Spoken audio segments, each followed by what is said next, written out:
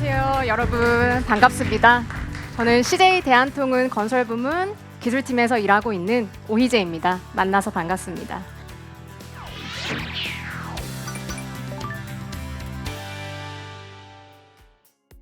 여러분, 요즘에 온라인 쇼핑몰에서 AR 기반으로 하는 가상 피팅 서비스가 있는 거 알고 계세요? 며칠 전에 우리 아버지가 선글라스가 필요하다라고 하시면서 셀카로 이렇게 요리조리 선글라스를 종류별로 돌려보시면서 쇼핑을 하더라고요. 덕분에 멀리 있는 매장까지 가지 않아도 집에서 아주 편안하게 나한테 딱 어울리는 선글라스를 끼면서 쇼핑을 하시더라고요. 이렇듯 많은 산업들은 벌써 디지털 기술들을 적극적으로 도입을 해서 효율을 높이고 있는데요. 과연 건설업은 어떨까요? 건설 산업은 그 어떤 산업보다도 굉장히 노동집약적인 구조를 가지고 있습니다. 하지만 인력난은 갈수록 심각해져가는 상황에서 건설업계는 생산성과 효율성을 동시에 지켜내기 어려운 현실을 직면하고 있습니다. 인력난과 공사비는 서로 얽혀 있는데요. 한국건설산업연구원에서 발표한 2025년 건설산업의 7대 이슈를 보면 세계 경기의 불확실성, 그리고 투자 위축, 더불어서 인력난, 이 모든 것들이 건설 공사비의 상승에 영향을 주고 있습니다. 즉, 사람만으로는 생산성과 품질을 모두 유지하기 어려운 시대가 되었습니다. 그래서 건설 산업도 당연히 변화해야겠죠. 이러한 근본적인 한계를 개선하고 경쟁력을 확보하기 위해서는 건설 산업에서도 디지털 전환을 도모해야 합니다. 이미 여러분들이 알고 있는 유수의 기업들은 이미 시장 선도를 위해서 기술력 확보에 사활을 걸고 있죠. 그럼 DT가 도입되면 건설 현장은 어떤 변화가 있을까요? 과거에는 작업일보와 검축 서류, 자재 승인 등 기존 수기와 대면 중심의 업무에서 벗어나 이제 미래에는 클라우드 데이터를 입력만 하면 서류들이 바로바로 생산해내는, 결국 사람이 하는 일을 기술이 다 대체할 겁니다. 결국엔 건설 현장 속에서는 사람이 별로 없겠죠. 아마 여러분들이 입사하시고 경험할 현장들은 아마 이러한 변화의 가운데에 있을 것입니다. 그런데 아직까지는 국내 건설 사업장에 스마트 기술이 깊숙이 자리 잡고 있다고 할 수 없는데요. 오히려 건설 산업은 타 산업군 대비 디지털 전환 수준이 낮은 편에 속합니다. 그래서 이런 건설 현장에 기술 중심으로의 도입은 건설 현장의 저항과 비효율을 초래하기 때문에 무조건 실용적인 접근 하에 기술 도입이 이루어져야 합니다. 그렇다면 저는 오늘 CJ 대한통운 건설부문에서 이 기술팀에서 근무하면서 이러한 일하는 방식의 디지털 전환이 우리 회사에 어떻게 현실을 반영해서 내재화되어 있는지 저의 경험담을 좀 같이 들려드려 볼게요. 먼저 그러려면 우리 회사의 스마트 건설을 이끄는 중심에 있는 기술 담당 기술팀에 대한 소개를 간단히 드려야겠죠. 크게 스마트 파트와 그리고 기술 지원 파트가 있습니다. 우리 회사에는 업무에 활용되는 스마트 기술은 크게 BIM, 빌딩 인포메이션 모델링, 그리고 3D 스캐닝, 그리고 드론이 있습니다. 먼저 BIM부터 하나씩 설명을 드려볼게요. BIM, 아마 건축을 전공하시는 분들은 많이 들어보셨을 거예요. 흔히들 이러한 3D 화면을 떠올리시겠죠? 그런데 BIM의 사전적인 정의는 이렇게 됩니다. 건설 생애주기 전반에 걸쳐서 모든 정보를 디지털로 통합 관리하는 시스템. 그러니까 건물의 형태뿐 아니라 공사의 계획, 일정, 그리고 비용까지도 다 관리가 가능하다는 건데요. 제가 BIM의 목적을 3가지로 나눠서 제가 겪었던 사례를 곁들여서 설명을 한번 들어볼게요. 기존에는 2D 도면, 그러니까 CAD 도면 기반에서의 설계도서 검토가 이루어졌으나 이는 인적 오류에 대한 가능성도 있고 구성원 간의 정보 공유에 한계점이 있습니다. 그래서 처음에는 저는 되게 막연하게 BIM 다 모델링해서 현장에 보여주면 너무 좋겠네, 이렇게 제안을 했더니 이런 VOC가 있었어요. 초기에는 도서 세팅이 완벽하지 않은데 그 도면 가지고 BIM 모델링하면 그게 실효성이 있나? 맞는 말이더라고요. 그래서 이 BIM의 목적을 범위를 어떻게 축소해 나가는지 현장에 물어봤어요. 현장에서는 처음에 우리 BIM 없었을 때도 잘 했어. 왜 돈과 시간을 들여서 무언가를 하려고 해? 부정적인 인식이 굉장히 많았어요. 저 역시도 단순히 이 기술 도입에만 초점을 맞추지 않았나 싶었던 생각이 드는 거죠. 하지만 저는 포기하지 않았습니다. 현장과 많은 소통을 통해 각 시점별로 그리고 공사 단계별로 어떤 도면이 어떤 리스트가 필요한지 현장 분들과 끊임없이 소통을 했습니다. 실제로 BIM 도입하기 전에는 도서의 이해 부족 및 사전 검토의 누락으로 발생했던 리스트를 리스트화했고 그것들이 과연 어떤 시점에 주어지면 좋을지 현장하고 소통을 통해서 해결했습니다. 즉, 저 혼자만이 아니라 현장하고 같이 실효성 있는 BIM 업무의 범위를 좁혀갔던 거죠. 그래서 공사 초기에는 골조와 흙막이를 중심으로 공사 중간에는 이 모델링의 기계 전기에 대한 MEP를 추가해서 간섭을 모델링할 수 있었습니다. 지금 뒤에 보이는 영상들이 그때 현장에서 활용했던 모습들을 실제로 시뮬레이션 영상화한 건데요.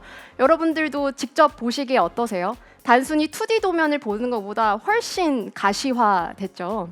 현장에서의 반응도 똑같았습니다. 2D보다 3D로 보니까 내가 놓쳤던 부분들을 훨씬 이해하기 쉽고 알아차릴 수 있겠네. 사전에 알아서 이거 빨리 설계자하고 같이 협의를 해서 미리 공사비를 증액을 받아야겠다. 또는 얼른 상세를 받아서 시공에 반영해야 되겠다. 굉장히 긍정적인 피드백이 하나둘씩 나오기 시작한 거죠.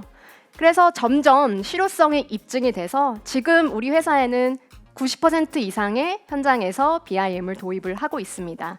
그리고 그 현장별로 평균 80건 이상의 간섭 사항과 누락을 사전에 발생할 수 있었고 이를 플랫폼을 통해 설계자와 동시에 실시간으로 접속을 해서 대안을 도출하여서 아까 말씀드렸듯이 공사비 상승에 대한 리스크를 줄일 수 있게 된 좋은 사례입니다.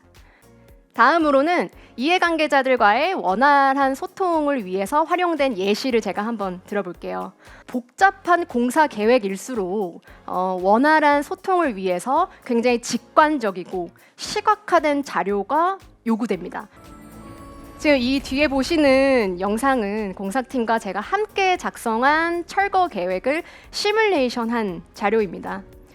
기존 건물의 어떤 부분을 존치를 하고 어떤 구간은 철거를 하고 장비의 동선은 어떻고 철거의 순서는 어떻고 그리고 기존 건물을 존치를 하고 신설 구조물을 같이 지었을 때는 간섭 부분에 대해서는 보강을 어떻게 하는지 단계별로 시각화하였습니다.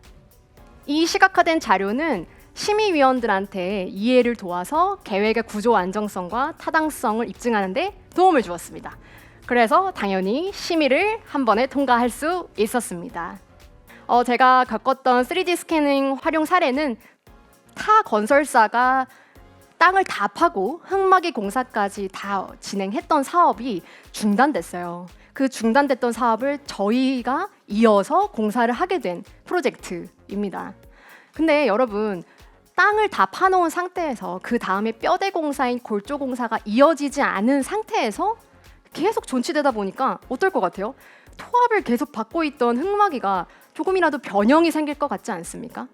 저는 발주처한테 이거 흙막이에 변형이 생겼을 수 있으니 대비하셔야 됩니다 라고 얘기를 던졌습니다. 하지만 육안으로 봤을 때 처지지 않은 것 같은데 육안으로 봤을 때 변형이 생겨 있지 않다 보니까 발주자는 크게 제 얘기를 공감하지 않았어요. 이때 제가 생각해낸 기술은 바로 3D 스캐닝이었습니다. 현장에 가서 현재 시공되어 있던 모습들을 쫙 촬영을 했어요. 그리고 3D 스캐닝을 입혀봤더니 이렇게 색깔이 보이는 구간들이 기존 흙막이보다 변형이 온 구간이었던 거죠. 이거를 저희가 발주처 앞에서 어떻게 보강을 해야 되고 얼마만큼의 돈이 들어갑니다 라고 직접 원데이터를 돌려가면서 발표를 했습니다. 당연히 발주처에서는 큰 공감대를 얻어내서 결국 명확하게 계약 범위 그리고 공사 금액을 조율하는 데 성공할 수 있었던 프로젝트입니다. 자, 두 번째 사례는 성수동에 있어요. 여러분, 성수동 메인 스트리트에 따끈따끈 건물이 지어진 현장이 있는데요. 저와 현장의 기술적 고민과 성과가 담긴 멋진 건물입니다. 이 건물의 외장을 딱 벗겨내면 이렇게 생겼어요. 이 빨간색들이 다 철골 구조물인데요. 제가 노란색으로 표시해둔 부분, 돌출형 구조물이 있죠. 12m로 길게 돌출되어 있다 보니까 아주 시공하는데 어려웠을 거예요.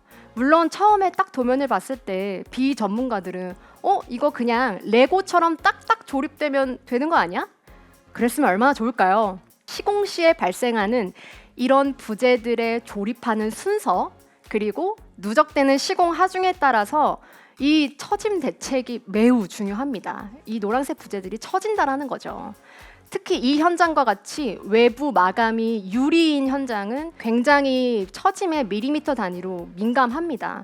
자칫 잘못하면 유리가 끼워지지 않을 수가 있는 거예요. 그러면 공사를 다시 해야 됩니다. 그렇기 때문에 첫 번째로 든 의문은 이랬습니다. 그러면 최종적으로 유리를 설치하기 전에 이 노란색 부재, 철골 부재의 처짐량은 얼마일까? 이런 생각을 하게 된 거죠. 만약에 허용 처짐을 벗어나게 되면은 아까 말씀드렸던 것처럼 유리가 끼워지지 않고 또는 보강 대책이 있는데 이걸 어떻게 해야 될까? 먼저 구조 해석 모델링을 통해서 돌출부에 하중을 적용해서 처짐량을 산출을 해냅니다. 그리고 이 값은 철골이 미리 처질 것을 예상하여 치켜 올린 값을 제작 시에 반영합니다. 이게 되게 어렵게 느끼시게 되겠는데요. 예를 들어 부재가 이렇게 있으면 이렇게 처지겠죠. 하지만 이 처짐 값을 예상을 해서 제작할 때 오히려 위로 처지게 만드는 거예요. 그러면 결과적으로는 처져서 처짐 값이 이론적으로는 0이 되겠죠.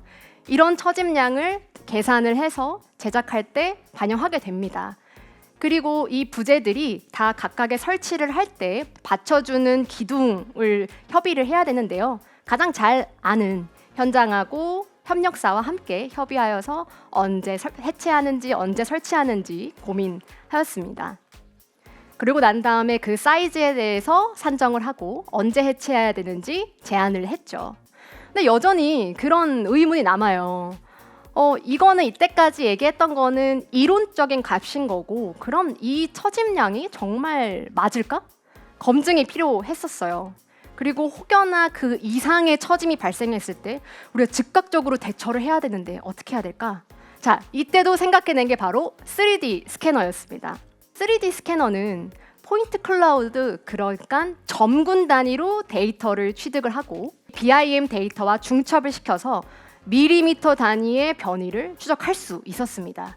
그리고 우리는 발견했죠. 어느 시점부터 처짐이 발생하지 않는 것을 실시간으로 확인할 수 있었고, 다행히 이 이론적으로 값을 증명하진 않았지만 조금 처지긴 했지만 우리가 예상했던 그 오차 범위 안에서 있었던 거를 증명해낼 수 있었던 거죠. 다 발 뻗고 잘 수 있었습니다. 자, 그리고 마지막으로 소개할 기술은 여러분들이 아마 가장 친숙해하실 드론 기술입니다. 많은 분들이 드론을 단순히 사진 촬영, 영상 촬영용으로 생각하시는 분들이 많을 거예요. 하지만 건설업에서는 드론은 그 이상의 역할을 해요. 드론을 촬영한 사진을 측량과 시뮬레이션이 가능한 디지털 데이터로 변화한 기술까지 드론은 포함하고 있습니다. 이러면 대규모 대지에 측량을 할 수도 있겠죠. 그래서 드론에 대한 사례는 제가 대규모 대지에 대한 측량 자료를 가져왔습니다. 60만 평에 달하는 대규모 리조트 현장이었는데요. 숲이 나무가 엄청 많아요. 하지만 이 나무가 많은 데서 우리는 땅을 깎고 또 땅을 되메워서 공사를 시작해야 되겠죠. 하지만 그 물량을 알아야 되겠죠. 그때 사용한 게 바로 이 드론입니다. 라이다라는 센서가 있어요. 그 센서를 드론에 부착을 해서 수많은 수목이 있는 거를 드론이 찍으면서 이 데이터를 추출을 할 때 수목을 완벽하게 제거해서 지면 데이터만 딱 분리를 할 수 있어요. 예전 같았으면 사람이 직접 올라가서 측량기 가지고 많은 사람들이 수주간 작업해야 되는 것들을 이 드론 기술을 이용해서 사람이 2명 정도 2주 만에 이런 신뢰도 있는 정확한 업무, 정확한 물량을 할 수 있었던 거죠. 현장의 기성 업무를 효율화한 멋진 사례였습니다. 자, 이렇게 제가 CJ 대한통운 건설 부문에서 현재 활용하고 있는 스마트 기술들을 말씀드렸습니다. 이렇듯 저희 기술팀은 현장의 든든한 파트너입니다. 하지만 여러분, 우리가 시공할 도면은 늘 완벽하지 않아요. 이게 무슨 뜻이냐면 도면 자체가 부정확한 것도 있겠지만 변수가 많은 건설 현장의 특성상 도면대로 되지 않은 현실이 늘 존재하기 마련입니다. 이럴 때 저는 가장 중요한 거는 이 문제를 어떻게 대응해 나가냐인 것 같아요. 현장과 기술팀이 함께 머리를 맞대고 해결 방법을 당연히 찾아야겠죠. 때로는 기존의 방식이 아닌 새로운 기술에 도전하는 과정 자체가 곧 해결책이 되는 순간이 되곤 합니다. 이러한 현장과 기술팀의 노력이 우리 회사의 4대 특화 산업과 자연스럽게 연결이 되었고 그 결과로 증명해내는 멋진 기술 경쟁력을 우리는 만들어가고 있습니다. 앞으로는 단순히 기술 체계를 갖추는 걸 넘어서 업무 방식 자체의 혁신으로 이어지고 나아가 밸류체인 전체를 확대하는 흐름으로 발전해 나갈 것을 우리는 굉장히 기대하고 있습니다. 여러분, 제가 생각한 How Only Ones Make Only One은 저에게 있어서는 도전과 회복 탄력입니다. 도전과 회복 탄력. 여러분, 유명한 말이 있잖아요. 꺾여도 그냥 하는 마음. 전 여기서 조금 각색을 해서 꺾여도 다시 도전하는 마음이야말로 진짜 힘이라고 생각합니다. 여러분, 일이 언제나 완벽하게 흘러갈 수는 없습니다. 하지만 우리 꺾여도 좌절해도 결국엔 다시 일어나고 그 안에서 배우고 성장하고 결국 해결책을 만들어가는 그 과정 자체가 저에게는 온리원적인 경험이고 변화의 힘이었습니다. 그 변화를 주도하는 주인공이 여러분이 되실 거라고 저는 믿고 있습니다. 자, 강의 들어주셔서 감사합니다. 이상 오이재였습니다.